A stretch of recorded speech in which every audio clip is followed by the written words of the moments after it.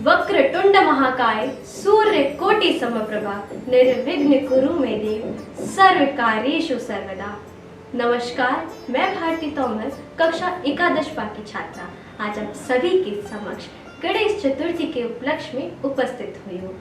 सबसे पहले तो आप सभी को गणेश चतुर्थी की हार्दिक हार्दिक शुभकामनाएं, जिन्हें हम सिद्धिदाता, विघ्नहर्ता, विनायक, गणपति आदि के नामों से जानते हैं। आज उन्हीं गणेश जी का जन्मोत्सव है। गणेश जी का जन्म भाद्रपद मास के शुक्ल पक्ष की चतुर्थी तिथि को हुआ था और किसी भी शुभ कार्य का प्रारंभ श्री गणेशाय नमः से ही किया जाता है। जैसा कि हम सभी जानते हैं कि इनकी माता पार्वती और पिता भगवान भोलेनाथ हैं। किसी भी शुभ कार्य का प्रारंभ जब इन्हीं से किया जाता है तो इन्हें यह वरदान देने वाली स्वयं माता लक्ष्मी थी। माता लक्ष्मी ने इन्हें सर्वप्रथम पूजनीय होने का वरदान दिया था।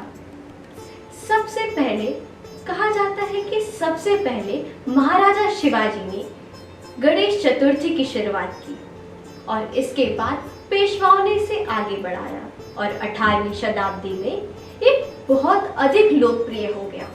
परंतु जब अंग्रेजों ने भारत पर आक्रमण किया और हमारे देश में दरारें पैदा कर दी, तब उन्हीं दरारों को भरने के लिए श्री माननीय लोकमान्य बाल गंगाधर तिलक जी ने गणेश चतुर्थी को पुनर्जीवित किया। क्योंकि गणेश चतुर्थी न केवल महाराष्ट्र बल्कि पूरे भारतवर्ष में हर्ष उल्लास के साथ मनाई जाती है और शायद यही कारण था कि लोकमान्य बाल गंगाधर तिलक जी ने गणेश चतुर्थी को इस कार्य के लिए चुना। क्योंकि गणेश चतुर्थी के दिन सभी लोग अपने जाति वर्ण आदि को भूल जाते हैं और एक साथ मिलकर गणपति बप्पा मोरया जैसे नारे लगाते हैं। सभी बप्पा के दरबार में अपना सर झुकाते हैं और वहाँ बप्पा के दरबार में एक हो जाते हैं। गणेश चतुर्थी 10 दिनों का त्योहार है। सबसे पहले दिन सभी लोग अपने घरों में भगवान गणेश की मूर्ति स्थापित करते हैं। आप जगह जगह देख सकते हैं कि भगवान गणेश के सुंदर सुंदर पांडाल सजे हैं, भव्य भव्य झांकियां निकली हैं। सभी भक्तजन भगवान गणेश को प्रसन्न करने के लिए उनकी आरती, पूजा, कीर्तन आदि करते हैं और वातावरण अत्यधिक धार्मिक और उत्साहपूर्ण हो जाता है। गणेश जी के विषय में काफी मान्यताएं और काफी कथाएं प्रचलित हैं। जैसे कि उनके महाभारत लेखन कार्य को लेकर, उनके जन्म को लेकर, चंद्रमा से हुए संवाद को लेकर, सर्वश्रेष्ठ कहलाने को लेकर अनेक मान्यताएं प्रचलित हैं। और इन्हीं कथाओं, इन्हीं मान्यताओं के माध्यम से गणेश जी हम सभी को कुछ न कुछ संदेश देते हैं। जैसे उनकी एक कथा मैं आपको बताती हूँ। एक बार भगवान गणेश और कार्तिकेय जी में होड़ लगी कि कौन सर्वश्रेष्ठ है, कौन सर्वश्रेष्ठ है, कौन इस ब्रह्मांड को नाप लेगा। तब उन्होंने अपने पिता से पूछा।